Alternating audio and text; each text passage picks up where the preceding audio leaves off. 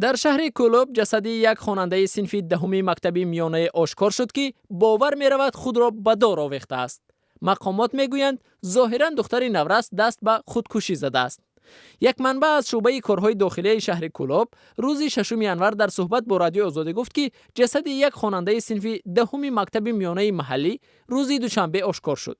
با گفته پلیس این حادثه به خودکشی مانند است و ظاهرا ساعت‌های تقریبا 16 به 17 در دهه سرچشمه جماعت کولوب اتفاق افتاده است.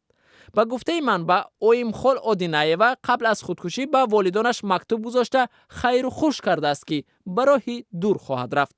یک خادم پلیس که از بردن نامش خودداری کرد گفت که جزئیات بعد مرگ دختر نورس را دادستانی محلی مورد تحقیق قرار داده است.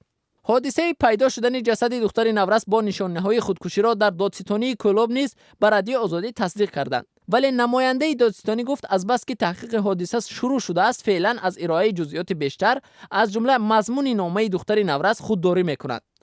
اویم خال آدینایوا یگانه جوان دختر نیست که قصد به جان خود می‌کند. خبرها درباره قصد به جان خود کردن شهروندان تقریبا هر ماه پخش می شود.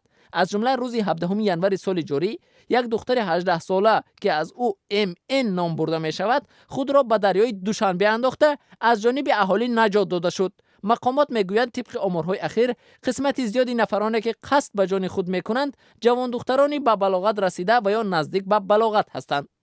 آمار شخصانی که در سال 2017 در پی خودکشی جان خود را از دست دادند تا حال از جانب مقامات تاجیک رسما پخش نشده است. اما در سال 2016 در تاجیکستان 327 حادثه خودکشی و یا تلاش خودکشی ثبت شده است که موردهای زیادی آن به زنان و دختران ربط میگیرد. مسئله خودکشی را سازمان‌های مدافع حقوق زنان در تاجیکستان خیلی جدی و نگران کننده مینامند و میگویند در حالت‌های زیاد خشونت خانوادگی سبب این حادثه ها میشود.